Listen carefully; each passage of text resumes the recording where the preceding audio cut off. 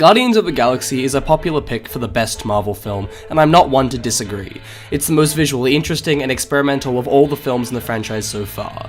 To qualify that statement, there isn't a lot the franchise has done so far to be visually interesting or experimental, but Guardians of the Galaxy really does make an effort to break away from the formula with its presentation, and I really appreciated how refreshing that is after putting myself through like 8 other Marvel movies. However, despite saying Guardians was refreshing, its story is pretty standard for a Marvel film. It's similar to the Avengers, but if the characters had reasons to be involved beyond, I guess I am a superhero. Guardians of the Galaxy is, in my eyes, similar to Batman Begins in terms of how it uses its story. Batman Begins' plot is mostly a vehicle for cool moments and to give a picture of Bruce Wayne's character. While Guardians of the Galaxy doesn't explore any of its characters in the same depth as Batman Begins does, its story is a vehicle for comedy and cool moments. My emotional attachment to Marvel films is minimal because the majority of the time I feel like the stakes are artificially high and most of my investment in the movie is down to interest in characters. I think Guardians of the Galaxy acknowledges this to some extent. The film seems mostly self-aware of how incredulously high the stakes are, but the movie doesn't weigh itself down by focusing heavily on the consequences of the villain's actions.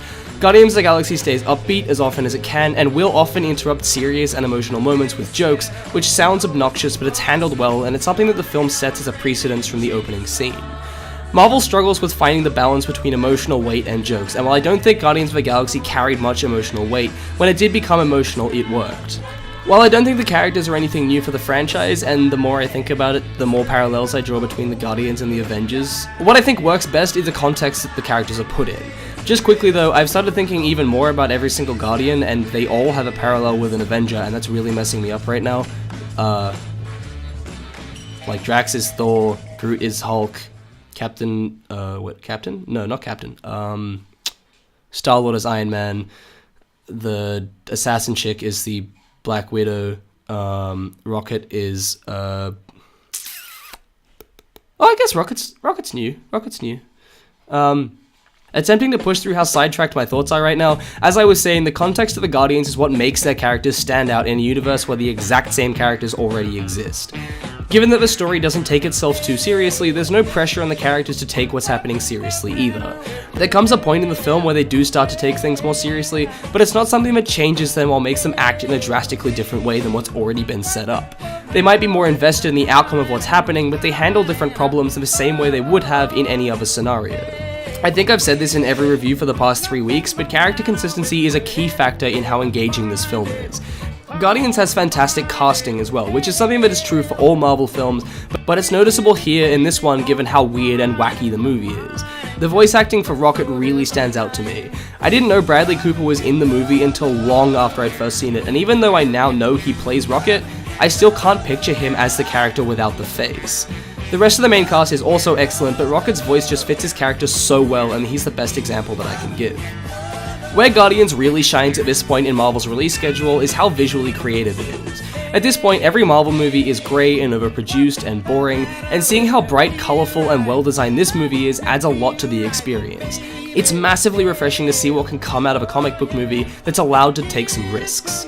It also adds an interesting dynamic to the action scenes because of some of the cool ideas for how the different technology within the movie interacts. Unfortunately, Guardians of the Galaxy is still a Marvel movie, so despite the contents of each shot looking great, the way it's framed and edited is really stale and becomes difficult to follow in action scenes, as is the case for every other Marvel movie. There are exceptions, such as a prison breakout where the action looks amazing and is much easier to follow than is standard for the franchise, but the status quo is unfortunately not as great. The other area where Guardians of the Galaxy breaks away from the Marvel norm is its now famous soundtrack. This is the film that set the standard for classic era rock and pop songs to be in modern day action films, and in a franchise where the music is generally forgettable and bland, this kind of soundtrack adds a lot of much needed personality. The opening scene with Chris Pratt dancing to Come and Get Your Love sets the tone for the film perfectly, and the rest of the music choices maintain this. Guardians of the Galaxy is what Marvel films should be. It's fun and entertaining, and it doesn't take itself too seriously.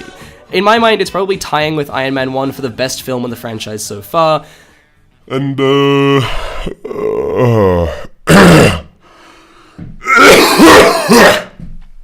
sorry, I've had no voice. Okay, also, just real quick before I give this rating, I've had no voice for like a week, and I've been kind of sick, so that's why I didn't release any videos last week. But, anyway, so I'll be releasing a video explaining that in a sec anyway, so, Guardians of the Galaxy gets an A.